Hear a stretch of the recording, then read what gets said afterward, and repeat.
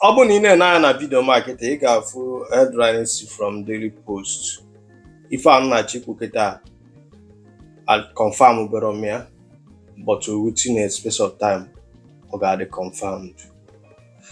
Now, ana m anụ kepu na aka ji je ntụ the Yahoo. Remember what I told you people before? Mangewa bịara agba m that na gentle others in the ya mam na ị ga-afụkwa this video. Igbo so n'ọrụ ọbụla lili amụ ibi n'iji obi ụgwọ, but mgbe ọ dịgoro confirm ka ị ga-aghọta na kacha mbụ jide. Now, in na video nkịta, this Daily Post also that na Nigeria Army captures a notorious ESN and IPOB commander Gentle the Yahoo. Yeah, but headline, do you understand me? Mwa, I confirm Belomia, but if I news they get seen as some Nigerian media now.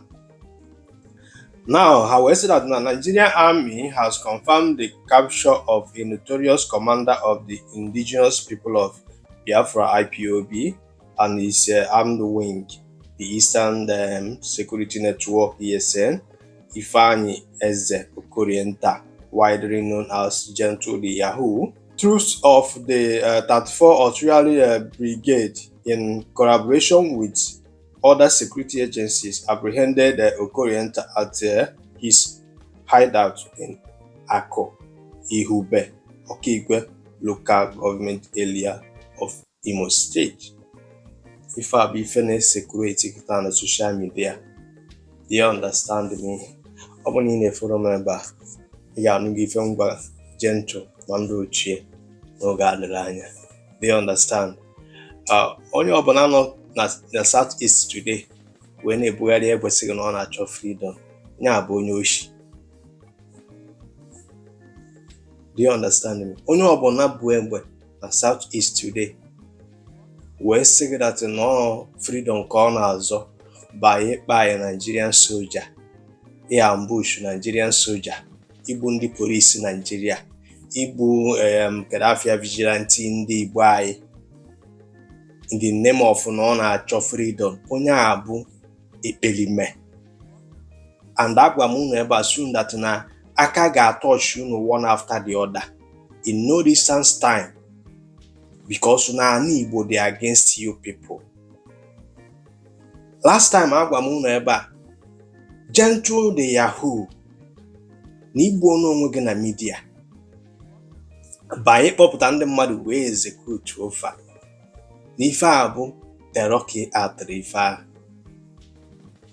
and they can afford there in no distance time, because na Jani Badiga against you. Do you understand me? Obugolu na-ejicha $1 begi.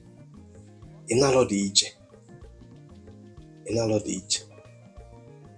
Mana ife nna anụ bụ na aka akpaligo gị nwa bụ eze ka udene. It will be verified.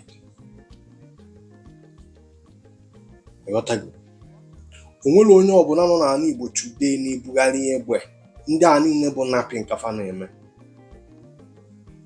Ifuru ife mere Ngozi Ugbu, an elder, one group of people wepụta Western Afro Biafran Liberation Army.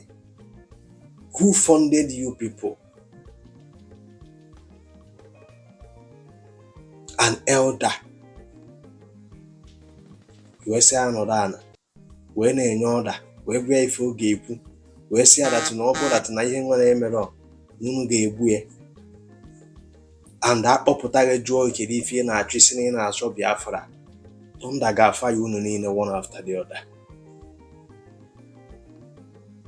Gaa na-agwa gị okwu. Go and write it down. You can come with your threat. You can call me Sabo. You can call me Franny Broad. You can call me Agent of Zoo. Mana ihe na-apụta ebe agwa gị nke ebe eziokwu. Ifuru ife a na-eme na aba today, wee na-agwa gị oji wee bụrụ na tenina a na-achọrọ gị freedom. Ndị a niile bụ ekperime criminals. As people bagoro kampụ ndị a wee kwụchara nsọ wee pụta, ka fa gwa gị ife dị n'ime ebe a. Ki wee ghọta ife a na-ekwu. group of people nọ n'ọfịa sị gị na fa na-achụ ndị Fulani, but the same Fulani ka na-abịa eme operation gbapụta n'ụzọ gbuo ha baa n'ime ọfịa gbuo ma gbapụta n'ụzọ zuo onye na-egbu na-terrorize gharị their community. Ihe eme ife na village gị jegodo nata fọda, onwe ka ị ga-esi wee gbaa eburu gị anya na-afụzi gị ma moto gị asị gị na a na-achọrọ gị freedom. Ọ bụrụ eziokwu. Kwa ma unu na-ekwu akwụkwọ Biafra anyị na this century ya kịta mụnụ nke afọ Biafra nke a unu na-ekwu kịta anyụọ na ka ọkụ because unu abụọ n'onwe ọnụ banye na-akpa your kind. You're going nowhere. Let me repeat it again. Aka ga-ebi unu niile one after the other. Go and write it down. Go ga-esi wee mụ na you people no go know.